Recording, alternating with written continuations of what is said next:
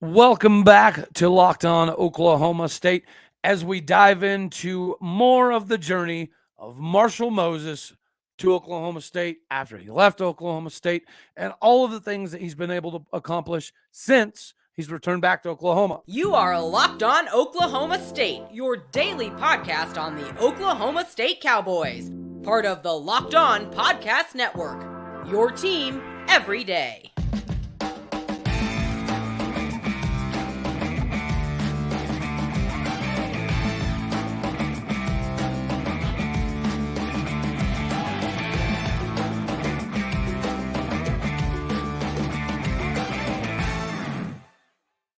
Howdy, y'all, and hello, all. Welcome back to Locked On Oklahoma State. We're available on all of your podcasting platforms as well as YouTube. You can find me on Twitter at AllDayOState. Today, we are brought to you by FanDuel. Make every moment matter more with FanDuel. All righty, guys, we're going to bring this right back into my main man, Mr. Marshall Moses here. Okay, so what we were talking about was the transition and how you went to overseas and then the way that you viewed it, right? Instead of viewing everything NBA, whenever you kind of had the ability to sit back and let's face it, grow up a little bit more. You understood the fiscal responsibility that you had, but also you were going to be able to do what you loved, what you knew you were great at for an entire career.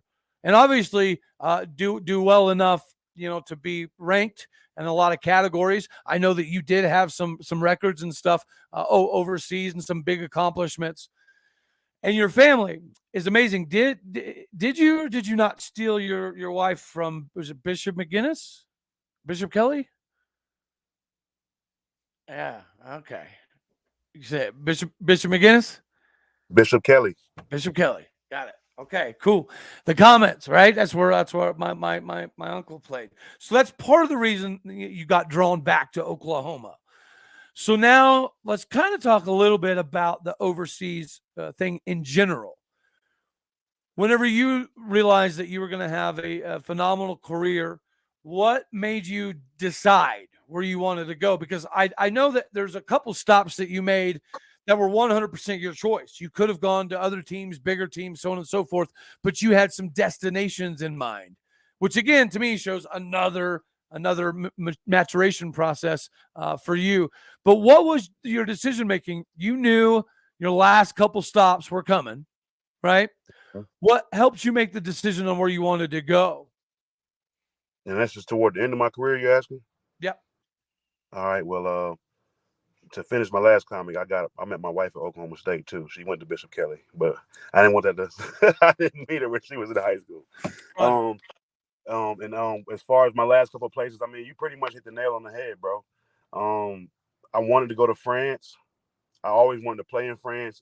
After playing overseas, I started to hear about certain countries' style of play.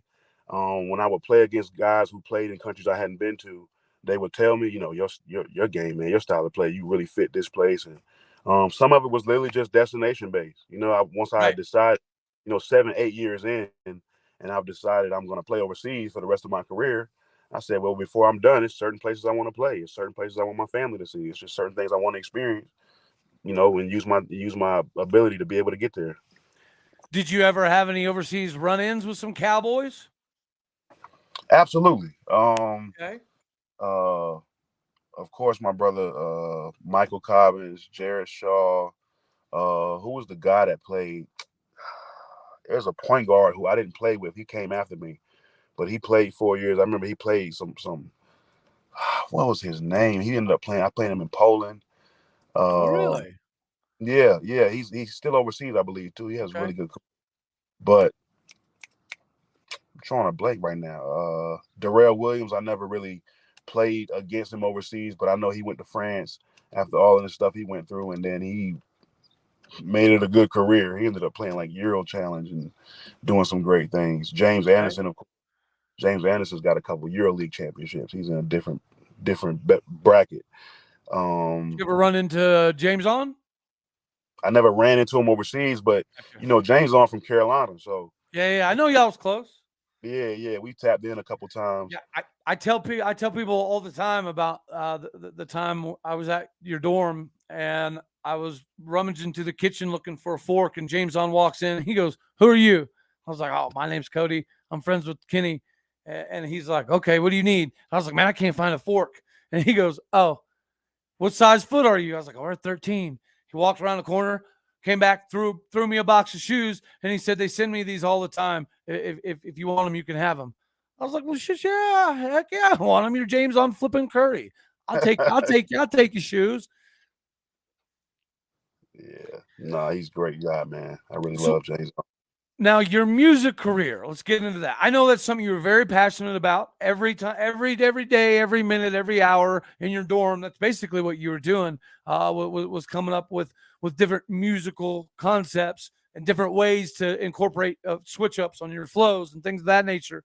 Obviously, it's evolved, but I'll admit your style is very different than a lot of people. And I think that's something that helps you in your musical career. But kind of walk us through that. Like, why was it music for such an early on? It's just kind in college, you were going to do music after college. yeah, no, it's just kind of family. I come from a musical family. I mean, they don't rap, but my brother would rap and do beats, make beats for sure. My father played guitar and keyboard and stuff. It's something I grew up around. And then it's a cultural thing too. You know what I'm saying? Hip hop culture is prominent in inner cities or people who grow up in like the country area down south, or it's just kind of how it works. And so that was no different for me. And it was something I had an affinity to. I liked it. And the reason why I started what I got going on now, which I'm pretty sure we'll get into eventually, it was therapeutic for real, much like hooping was. You get what I'm saying? So why not do that? You know what I'm saying? It's a good pastime, something to cultivate. That was just what I was into. Well, and it also helps whenever you have a kick awesome family support system, right? I've your journey, your wife has been instrumental in some of your growth. So I just want to say kudos there, right? You have an amazing family. You did a really good job. You know, you brought up Obi Muonelo earlier. Obi does come back to GIA a decent amount. Now that you're back in Oklahoma, do you kind of have the ability to run back to Stillwater and catch some of the Boynton era? Yeah, I've been to some games this year. Good. I want to say West Virginia, or it might have been West Virginia. I know there was we didn't like the outcome, I don't think, but I've been to about 3 games this year. I've seen Obi at all of them. Yeah, okay.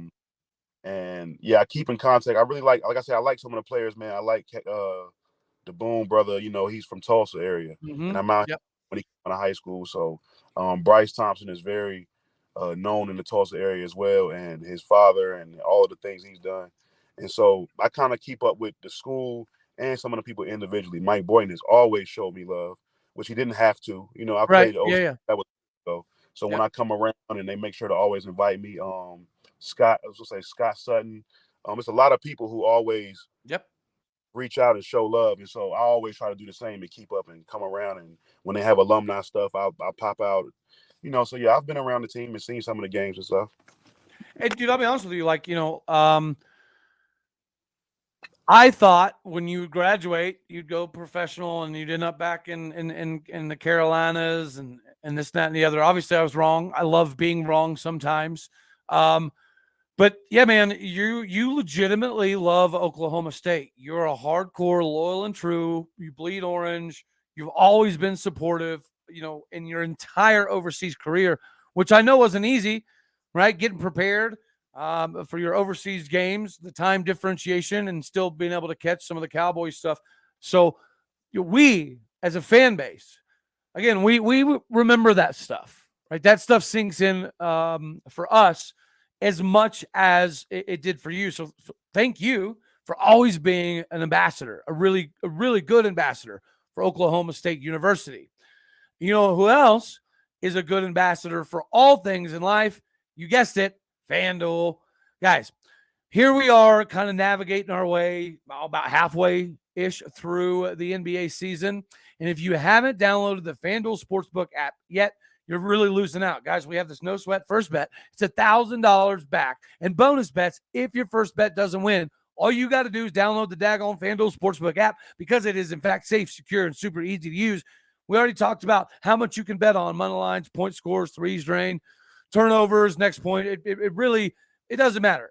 It makes it so much more fun when you have multiple angles. Speaking of multiple angles, how about you chip in with the same game parlay? FanDuel's going to let you combine your bets for a chance at bigger payouts with the same game parlay. Do not miss the chance to get your hands on this no sweat first bet. It is up to $1,000 in bonus bets again when you go to FanDuel.com/lockedon. That is FanDuel.com/lockedon. Make every moment matter more with FanDuel, the official sportsbook partner of the NFL. All right, brother man. So when I see the soul body meta, and that's the acronym that you use, and it's kind of a business model that you've been using for a long time actually as well. But when did lava go away, my guy? Lava was that was the nickname, man. That was the nickname Dove gave me for he said I used to freestyle hot bars, and he thought I was quick tempered. I ended up not being that way growing up, but as a boy, so they used to call me Lava, man. But yeah, the soul body thing came about. This was, right. I actually was still playing. I was still playing. I was still playing, and I kind of came up with it. I started learning. I was going as Marshall Moses, and I started kind of learning about the benefits of having a business name, because I used to be like, well, why we always got to make up a rap name or a singing, and then Right. LLCs and branding, and even being a separate entity outside of the person you were born as. And I wanted to start getting into some of that and knowledge and trying it. And so I said, okay, I want to find something that's a brand name, but it don't sound right. I'm not gonna be Lil or Big something. You know what I'm saying? Shout out to those people, but that's not my style. And for those who don't know, it's like, because some people may not know, it's almost like a dual side of hip hop. You got the street, which has kind of morphed into like what the young kids are into now, and then you got kind of more the conscious J. Cole, Kendrick Lamar type rappers. And I've always found myself on that side, but close enough to the middle. You know what I'm saying? Right. Yeah. So I don't want to have anything that presented it in a gangster rap light or anything like that. And so, I sell it on Soul Body Meta. I said it for a little bit. I said it to my friends. I said it to my girl. Everybody kind of thought it was cool. Yeah. And so I just rock with it. You know what it reminds me of? I ain't gonna lie to you. It reminds me of Ron Artest a little bit. Meta World Peace. Yeah. Yeah.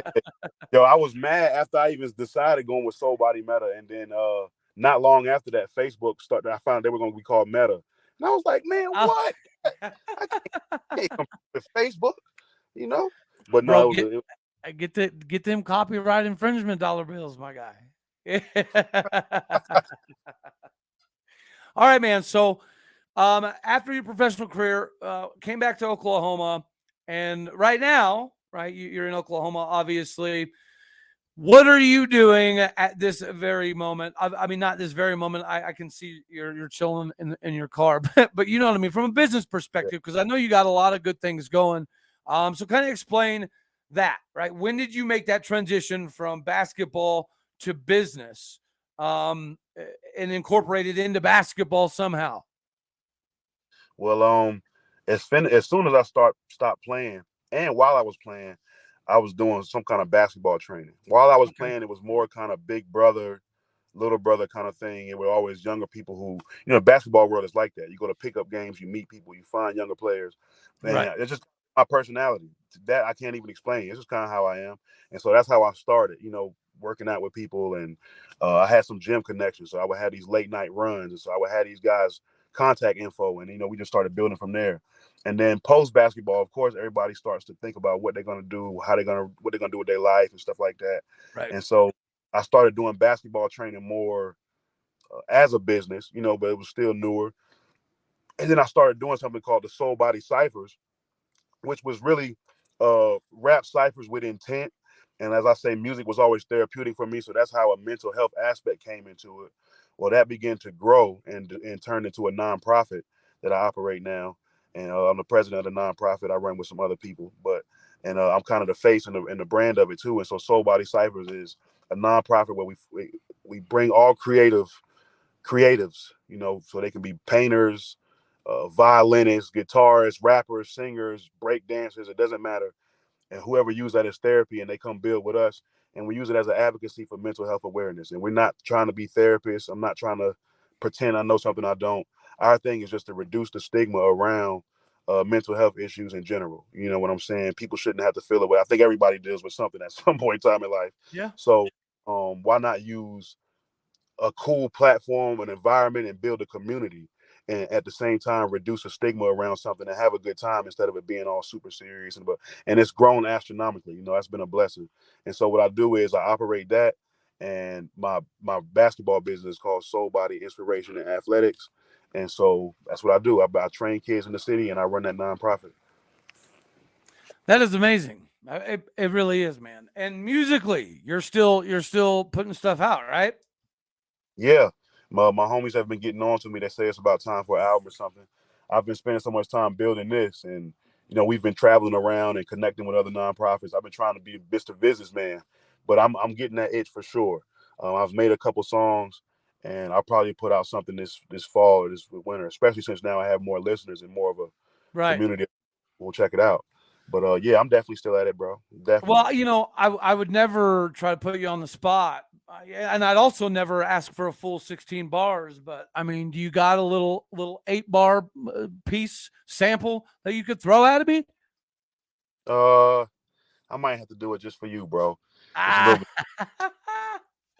guy, my guy. I said in one of my recent joints, I said, I got that and you need that. I do this for the people in pain that feel they need rap. That mother that got raped and pregnant, she couldn't see that. And because of Roe versus Wade, that means she got to keep that. The father that got shot, he could have died in an instant. And he only fought for his life because, hell, dying expensive.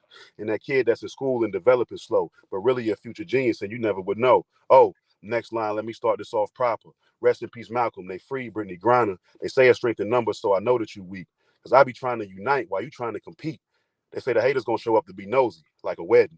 But everybody waiting on us like the reception. Even when the times get hard like a recession, I always spoke my truth to God like a confession. So it's God timing when I'm rhyming. I'm shining. Then I used to be top rhyming. Now I'm really the top rhyming. All right, I'm gonna chill. My guy. My guy. Thank you very much. And you know what's fun is when we talked off air, when I do the show, I always like to do one thing that just kind of, catches people off guard. And I appreciate you, bro. So, yeah, you definitely still got it. It's good. Everybody heard it here first, right? Don't sleep on my main man, Mr. Marshall Moses. Whenever you're doing the training stuff, do you get to link up with somebody like a Brian Montanati? I haven't had the chance to yet. I don't want to just say no because I don't want to. That's something I would love to do, but right. I haven't at this point, no.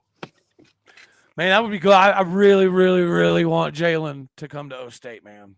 I really do. I like the legacy side of things, right? And you're seeing it right now in football. R.W. McCorders' boy, Rylan McCorders, is on the squad. Kenyatta Wright had 2 sons, Solomon and Elijah, both on the roster. We brought J.W. Walsh back. We brought Greg Richmond back.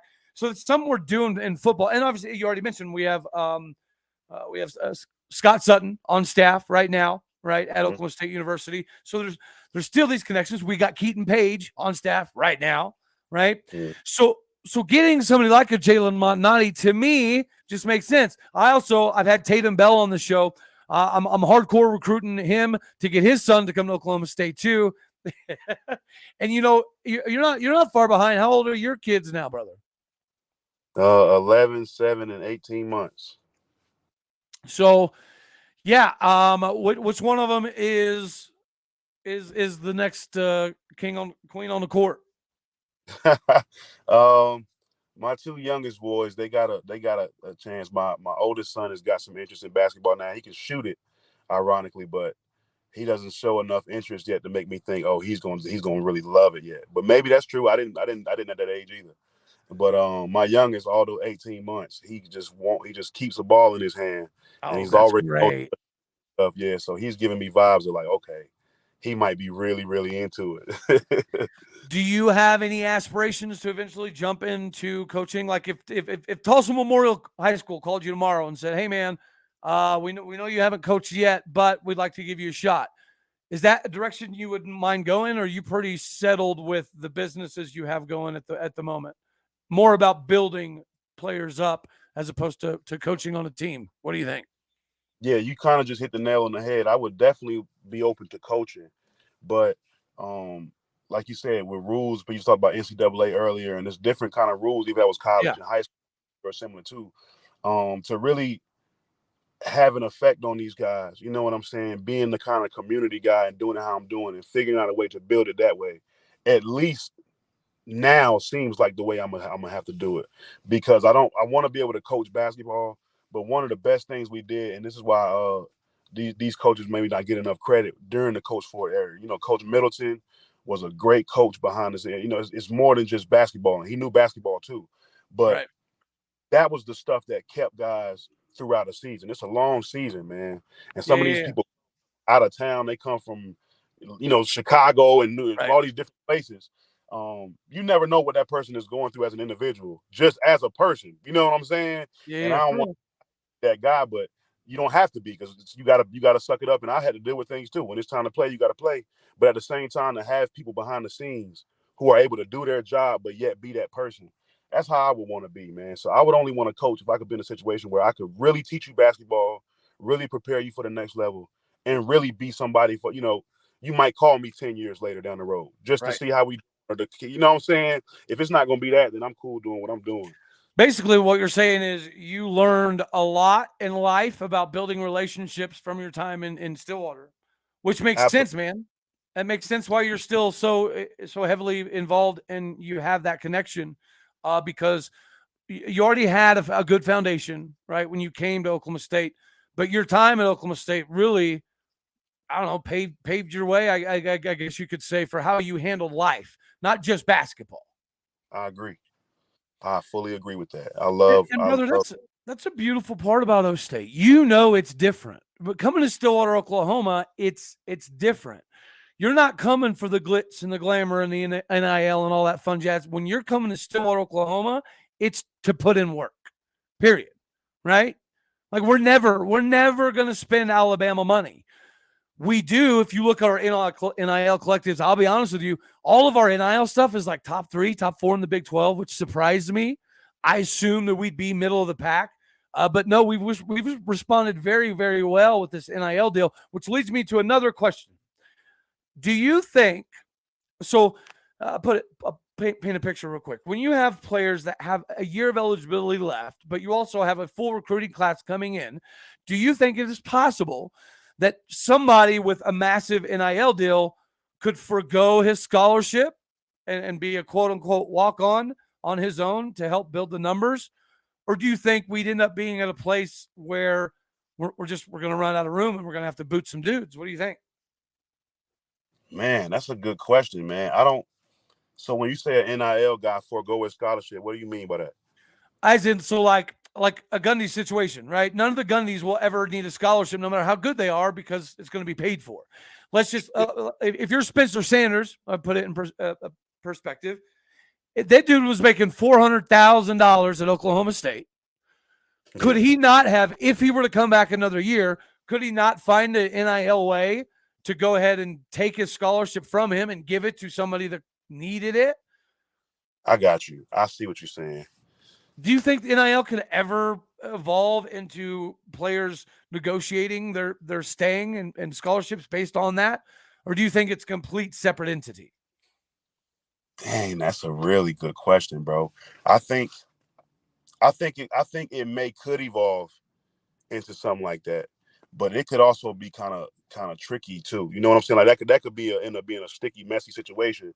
It would have to be really thought out and done correctly. But will guys want to do that? I don't know, man. That's what I'm saying. I have no idea. And you and I both went through the recruiting process around the same time. So the recruiting process is way, way, way different now, bro. It is insane, right? So my son's coming up. And last year he was the only 8th grader to get called up for varsity in the summer in baseball. So he's got some skills, but the recruiting is way different. I was like, you know what? I got this. But dude, it's not the same. It's emails, it's messages, it's DMs. It's crazy now, man. Yeah. And you're talking 8th grade. I didn't get a single letter for nobody for nothing to my junior year of high school.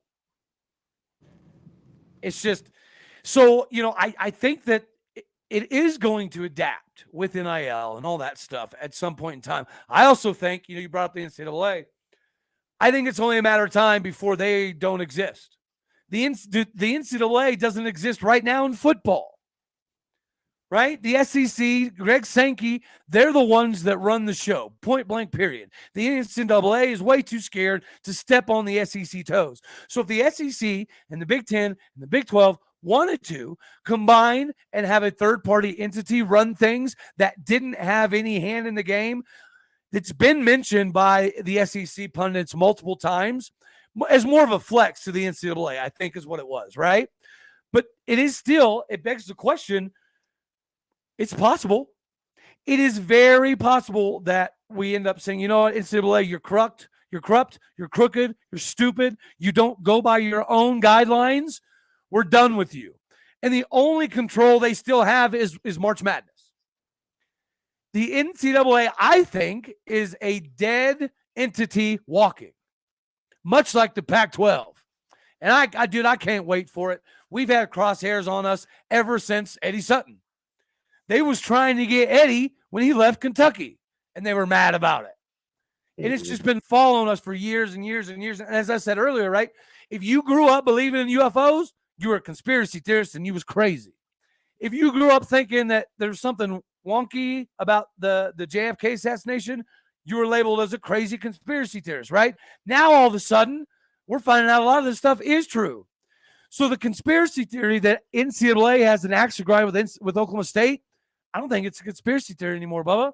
How do you have the number 6 ranked schedule in the United States of flipping America, and then you get penalized for losing the most quad 1 games? But also, we won the most quad 1 games of all the 8 bubble teams.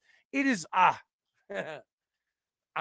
cannot wait for the NCAA to fall apart.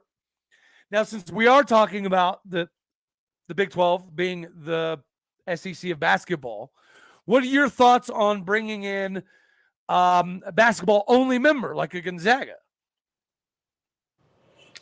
I think that's a great idea. I like that. And you named the right school because I've always liked Gonzaga. I just like watching them. I like the way they run the program. Has been great players. That's a great idea. That's a great idea. I think it's something that could come, right? The growth of the Big 12 is going to happen. As I said earlier, the Pac-12 is a dead conference walking, and you can see it all over the place, right? So I think scooping up the 4 corner schools or Arizona, Colorado, Arizona State, and maybe even a San Diego State if Utah wants to keep pretending that their nose is so high in the air they can't smell their own boo-boo. I don't get it, man. Utah acts like they're, I don't know, Texas. It's stupid. I cannot wait. But anyways, the conversation about adding a Gonzaga, it has been had. This is not just me spitballing here. This is a conversation that's been had from Brett Yormark with Gonzaga. So I was curious in your thoughts because some people are on the fence about it, right? Some people feel like if they don't have football and all the other sports to add, then it's not worth it, right? Yada, yada, yada.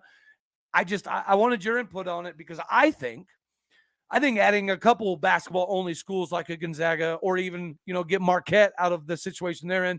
I know that the Big East has still got some weight in basketball, but it's not the Big 12, right? Conference realignment has shifted everything that we do in every single sport, right? Mm-hmm. People tend to forget that you can be Kansas. You can win the national title in basketball. You can be the blue blood of basketball up there with Duke and Kentucky and North Carolina. You can be that, but then also suck terribly at football. And if you suck terribly at football, you don't get no dollar bills. And it used to not be that way. When you were at Oklahoma State, the hot ticket was what? Galgaraiba, man.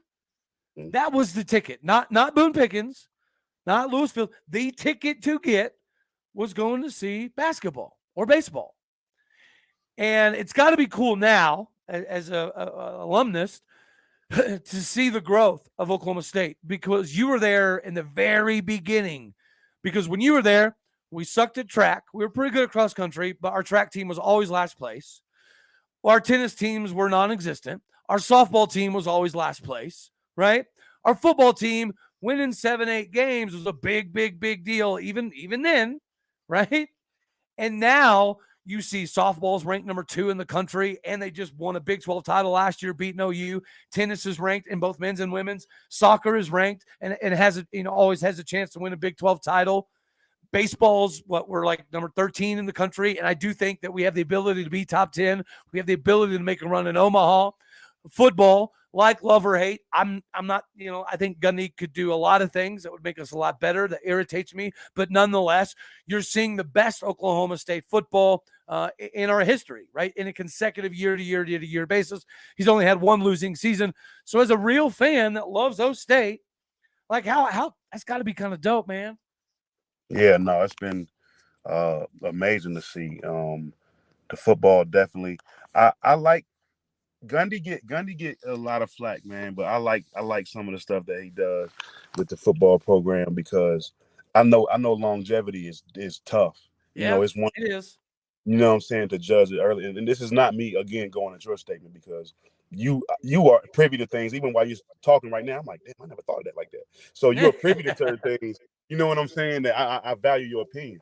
But I'm just saying in general, you know what I'm saying? I love what they've done with the football program and where it seems to be headed, or even to be able to sustain it, to do certain things and to be able to be talked about, even in quote unquote downtowns, win big games. And, I find the good and the bad. If you haven't noticed, I'm an optimist for real. I try to find the good and the bad. But at the same time, the university in general has been expanded. I was there when they even added that locker room, which is I think better than I hadn't even seen an NBA locker room that good. You know what I'm saying? So, dude, and and that's just the basketball side. Football side it's a whole town. Well, did you know that O'Brate Stadium, OSU's new baseball stadium, has been voted the best baseball stadium in America 2 years in a row now? I did not know that. Dude, our baseball stadium, it has more like biometric engineering crap than 95% of MLB locker rooms. So if you go play baseball at Oklahoma State, there's like a 90% chance that when you go pro, you're not going to be in a better facility ever. Oh, I mean, it's amazing, bro. I don't think you really realize. Have you seen the renderings for the new athletic village? Yes, I seen that when I was down there. Yeah. That's stupid. And it'll be the first one in the country where every single thing is all connected. Yeah, that's going to be insane. Yeah, it's the best, bro. I think it's the best in the country, man. Everybody sleeps. Everybody sleeps on O State, man, which is honestly, man, why I got into this. Being in Stillwater, I'm sure it was kind of frustrating as even a player to know that when you open the newspaper, you're going to have to read 5 pages of OU before you got to O State news. Yeah. It was a fact of life. So growing up, like you'd get little tidbits of O State stuff, and then you got a bunch of other crap mixed in. And it always bothered me, right? I never felt like Oklahoma State had a big enough voice. Not that I'm that guy, but I'm trying to help be one of those people, right? Because people forget all the time about the greats that played there. Now we're doing the statue of Barry Sanders. We got the Ring of Honor Hall of Fame with Thurman Thomas on there, and we're recognizing Bob Finnemore. We're starting to do that stuff, which is great.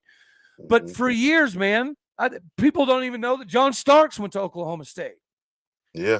Everybody knows about his battles with Michael Jordan. Nobody realizes he went to Oklahoma State. People don't even know Doug Gottlieb went to Oklahoma State. There's a lot of people outside of Oklahoma that don't realize that Desmond Mason. Dude, I remember when Desmond Mason was playing with the Thunder, I had a Desmond Mason O State jersey, and somebody asked me if I had it custom made, and I was like, no. And he was like, he played there? I was like, yeah, he played there. Like, it's same with Barry Sanders, Des Bryant. There's a lot of people don't know where he played. Justice Hill's having a really good career in the NFL. Chuba Hubbard, right? There's a lot of these guys that people don't realize went to Oklahoma State. And so that's my objective, is to not only spread information, but also spread the love. Because in my opinion, we're legitimately the most underlooked college in America because of the perception that we get from football, which is we always get there, but we can never get over the hump. And it is true, right? We've either played for a pseudo Big 12 title or a real legit, Big 12 title like 7 times, my guy. But we lost 6 of them. So that's the national perception, and I'm trying to help change that. Because even if you're not being massively productive, you can still be a big fan of the guys that we have starting in the NFL right now. Dude, I would bet you $100 if you walked out on the street right now and you were like, "Hey, where did Tyreek Hill go to college?" How many people are you going to think Oklahoma State? No, you're right about that, bro. That's for real. Same with you, man. You had a 12, 13-year professional career, and you were so good at it that you had your pick of the litter after halfway into it. And a lot of people don't realize, who you were. And we talk all the time as fans, we need another big guy. We need another big guy. We need another Marshall Moses. And I think if you watch this year, I really hope Tyreek Smith comes back. Tyreek Smith reminds me of you. Tyreek Smith is you, but you had a better shot, obviously. So that is a question I have. Can somebody like a Tyreek Smith, who's known to get in, bang elbows, bruise people around, whether you win, lose, or draw, when you face Tyreek Smith, you're going to leave the locker room jacked up. That's his objective. You did a lot of that. People didn't want to bang with you down low, bro. But you also had a nice shot. So now that Tyreek Smith is 4 years into college, right? Because he played a year or so at Texas Tech as well. He's 4 years into college. Is he at a point now where he can upgrade his shot, or is he kind of just going to keep being that big body bruiser we need for 10 minutes a game? I think anybody that's got a good looking shot or that knows enough basketball has the chance to improve. It's very few. Like I can't think of some people. It was this one guy who played at Texas. What was his name? And he was a great player, but he's even played EuroLeague over Doge Balbay. Well, I remember the scout was to literally stand in the paint. Now, he was still a good player, even though we would guard him like this. But I mean, where they would literally just stand in the paint. I think I just seen something with Russell Westbrook where somebody was guarding him. Draymond Green was standing in the paint. Now, if people are going to guard you like that, then no. Maybe it's over for you. But for most basketball players, they all have a chance to develop some form of a shot because you don't have to become a knockdown page type of shooter. You just have to keep the defense honest. And so, absolutely, I think he could do that. That dude can play. You know what I'm saying? That dude can play. And who knows? It may be a situation where he's got that in his game and is not comfortable unleashing it yet. It's different when you're in Gallagher-Iber, man. It's got to be a shot. You want to take the shots you're absolutely comfortable being, And there are very few players who are what we call ice water in their veins, meaning they can take 50 shots and take shot number 51 with the most confidence. That's tough. And so if you're not used to doing that in game times, you're going to have to try it, but I believe he can develop it. Let me ask you this, man. I know you're a busy dude. I don't want to keep you too long. So before we get out of here, I do have another question for you. I have a few questions. Do you think, especially after the Rutgers losing, we are the hands down the best team in the NIT, or do you think there's somebody else that could have a claim to that throne? I definitely think we one of the best teams, if we're not the best. It's probably some teams in the NIT that I'm not privy to, but all of the top teams, I think we got a legit shot to win it. 100%. Yep. Yeah, legitimate shot to win this thing. And I think doing it makes a statement because, like you say, when you are being counted out and things like that. Go ahead, bro. Well, no. So the first round we can't host in Gallagher-Iba because we have wrestling stuff going on. But the next couple rounds we can host in Stillwater. You gonna be there? Absolutely. Yeah. I will definitely be there. And I said this on my show yesterday. As irritating as it is, as ridiculous as it is, that we got snubbed the way that we did. We've had so many years of getting robbed from postseason play. It is the NIT. Yes, it's not the greatest consolation prize in the world, but you can still make a statement. If you go win the NIT, to me, that's a massive double bird to the NCAA. Like, we were the best team here. You knew it. You left us out on purpose.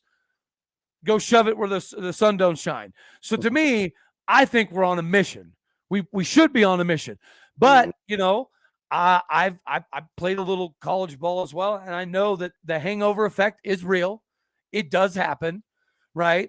you can come into a game that you think means nothing and it affects your play. So it'll be interesting to see how we attack it. I hope we win it. I think it sends the message that we need to send. Mm-hmm. And I was curious on your thoughts. Where's the first one being hosted because of the wrestling game? I can't recall. Match.